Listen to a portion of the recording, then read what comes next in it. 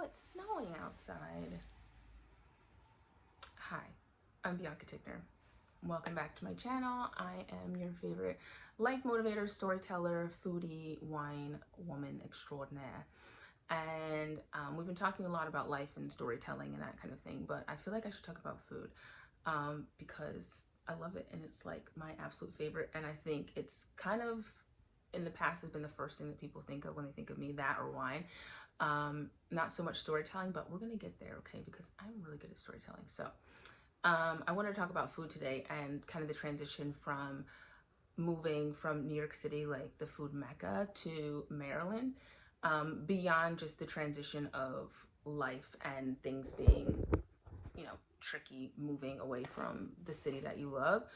But for me, being a foodie person, it is hard. Like, especially where we live, right? Okay, so we live in Baltimore County currently, which is, it's a large county right north where we live. We live northeast of Baltimore City. And for most people, I would say this would be kind of like the dream, like brand new house, suburban, quiet, comfortable. The grocery store's down the street. Like, I don't have to drive 15, 20 minutes to the grocery store. Like for some people, that's a huge bonus. Like, oh, the grocery store's closed. I don't care about that. I want good food. Like the grocery store that is down the street is so depressing. I cannot even, like, the other day I made a commitment to myself, like I'm going to be going to Sprouts from now on. That's 20 minutes away because this grocery store depresses me. And I just can't. Like, can we get everything there? Are the prices fine? Yes, but like I think if I say more, I'll be extremely demeaning. So I'm not going to do that. It's just sad. And I feel like at this point, I don't know. I can't say I've eaten everywhere good, but like I've been to all the spots and I'm kind of like, okay, I feel like I've seen the majority or at least the high quality stuff of what Baltimore has. So, I'm looking to dive more into DC, but being here so far has been really, luckily we cook and luckily we're like really great cooks. We've tried to make some of the things that we have out at home, but a lot of times it's been really depressing. I'm not gonna lie. Like, I like to eat out. I like good food. I like to have variety, and I recognize that this is not important to a lot of people, but this is what's fun to me. And so living in a place where I really have to travel far just to get a bowl of pho, or pho, as however you say it, pho. It's sad to me. Like, it hurts my heart. Like, literally, like the fact that I can't get a Thai lunch special whenever I want, because literally, like, if I lived in the city, I was having a Thai lunch special twice a week, hands down. Like Salad Thai or the Thai across from our apartment as like a backup all the time. And so to be looking around and being like, so my options are McDonald's and Pizza Hut, like it literally is like cutting into the depths of my heart. Like I can't, I just like I love Popeye's chicken, okay? Like that is my one downfall as like fast food. I love it. It's like the flavor of my childhood. I don't know why, but I love that place. But I can't eat it every day. I don't want to eat it every day. And I don't want to rotate between, well, first of all, I don't eat McDonald's. I don't eat Burger King. I don't eat any of that. So what am I to do here? Like that has made a lot of the transition very hard. Like if we moved, like, I don't know, into central Chicago, I'd be like, okay, this is different, but I still have variety. Like we're living in the burbs of the burbs of the burbs. And I know for some people this is their desired reality, but it's not mine. So we're gonna work to create a new reality this year that has more variety and more diversity of food. But living here has been really tricky. Luckily we live about 20 minutes from Baltimore, but for me to drive 20 minutes to just have something outside of freaking Pizza Hut is like,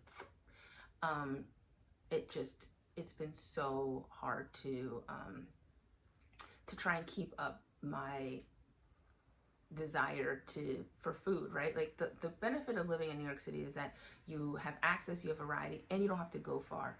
Like even we didn't live in the village, right? We didn't live in somewhere like super trendy or whatever, but we had everything that we wanted. If we wanted something super upscale, okay, we had to go downtown. We maybe had to go to Harlem, but not very far. But now, literally, just to even get to a nice grocery store, I gotta drive 25 minutes. And driving to me is not, it's not compatible to the ease of the subway. I know the subway has its issues with, like, you know, fires and not coming on time or whatever, but there's something easier to me personally about getting on the subway, because I don't have to drive. I could sit there, I could listen to a podcast, I could look at people's fashion, I could, you know, just read a book. I'm not having to pay attention. I don't have to get in my car and do something. And it also incorporates walking. So like, there was just a lot of hard transition moving here, and food was really one of them. Now let's not even get into wine, okay?